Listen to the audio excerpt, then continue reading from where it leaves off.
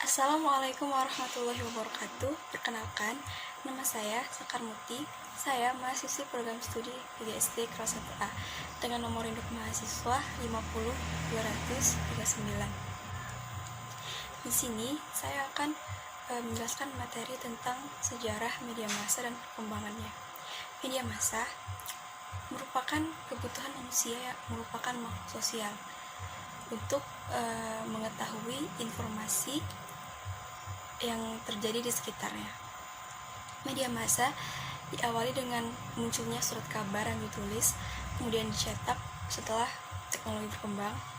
Kemudian muncul majalah, radio, televisi, dan internet. Nah, saya akan memaparkan mengenai sejarah perkembangan media massa. Yang pertama, itu era surat kabar. Pada tahun 1405 sampai 1367 muncul cikal bakal jurnalistik. Pada tahun 59 Masehi muncullah surat kabar pertama di Roma yang bernama Acta di Roma, yang berisi kebijakan-kebijakan kaisar, pengumuman resmi, dan info penting lainnya. Surat kabar tersebut diukir pada logam atau batu.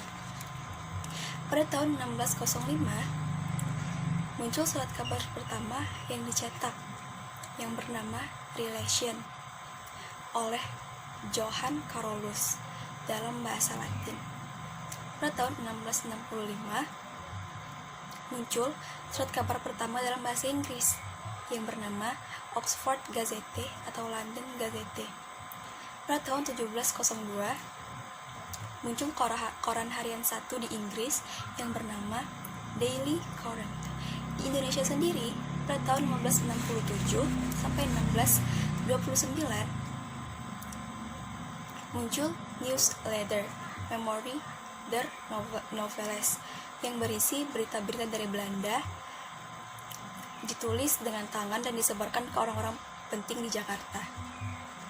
Nah, surat kabar modern pertama yang bernama Bataviase Noveles and Politik menggunakan bahasa Latin yang berisi iklan untuk kepentingan komersial Belanda.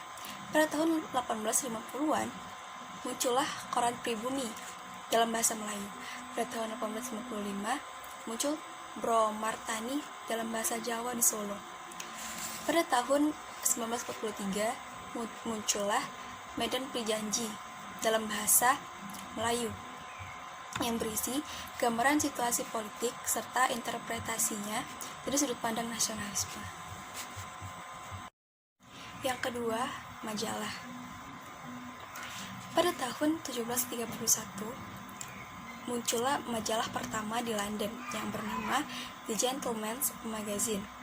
Editornya Edward Chen menggunakan pena Sylvanus Urban yang berisi tentang humor, karya fiksi, atau esai mengenai politik, sastra, musik, atau topik menarik lainnya yang lebih ringan dari surat kabar. Di Indonesia, pada tahun 1014 muncul The Crane. Pada tahun 1939 muncul majalah bernama Perintis, beredar di kalangan supir. Pada tahun 1945 muncullah majalah yang bernama Panjaraya di Jakarta di bawah pimpinan Markoem Jojo Hadi Suparto. Kemudian yang ketiga ada radio. Pada tahun 1920 muncullah stasiun radio pertama yang beroperasi di Pittsburgh yang bernama KDKA. Awalnya digunakan oleh maritim untuk mengirimkan pesan dalam bentuk kode Morse dari kapal ke darat atau sebaliknya. Digunakan pada Perang Dunia Kedua dan setelahnya. Pada awalnya bekerja dengan prinsip modulasi amplitude atau AM, tetapi itu rentan akan gangguan cuaca. Pada tahun 1933, sistem modulasi frekuensi atau FM muncul. Nah, di sini dia lebih jernih dan tidak terganggu cuaca buruk. Di Indonesia, pada tanggal 11 September 1945, muncul Radio Republik Indonesia atau yang disingkat RRI. Didirikan sebulan setelah diberhentikannya Radio Hoso Kyoku. Nah, radio tersebut digunakan sebagai alat komunikasi antar pemerintahan RI dengan rakyat. Sekarang, setelah muncul internet, radio berevolusi menjadi radio digital atau online. Disiarkan dengan cara mentransmisikan gelombang suara lewat internet atau streaming. Nah, kemudian yang keempat itu televisi. Pada tahun 1920-an mulai dikembangkan.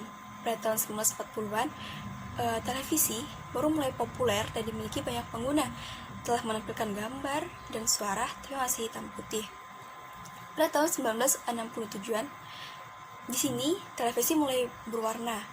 Pada tahun 1994, 98% keluarga di Amerika memiliki sebuah televisi.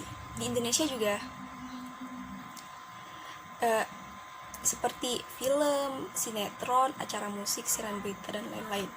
Dengan berkembangnya internet, peran televisi semakin tergeser. Nah, televisi menyajikan berita sesuai program dan tidak dapat diulang, sedangkan internet dapat menyajikan berita atau informasi apapun sesuai dengan yang pengguna cari dan dapat diulang sebanyak apapun selama konten tersebut masih disimpan. Yang terakhir itu internet. Pada tahun 1970-an muncullah ARPANET atau Advanced Research Project Agency Network oleh Departemen Pertahanan Amerika Serikat untuk kepentingan militer. Lebih dari 10 komputer telah dapat dihubungkan dan saling berkomunikasi.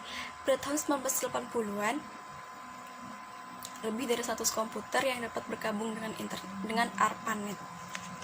Pada tahun 1990, muncullah World Wide Web atau yang disingkat WWW oleh Tim Berners-Lee. Pada tahun 1994, situs internet tumbuh dan berkembang semakin banyak, mencapai 3.000 alamat. Nah, pada tahun ini juga muncul e-retail. E-retail adalah tempat belanja online. Pada abad ke-20, internet telah digunakan secara luas dan menghubungkan seluruh dunia. Nah, pada abad ini juga, jurnalisme online muncul ketika Mark Duck, pencipta dan editor situs berita Amerika, mempublikasikan kisah perselingkuhan Bill Clinton dengan Monica Lewinsky. Pada tanggal 6 Maret 1996, muncullah majalah Tempo dalam bentuk online.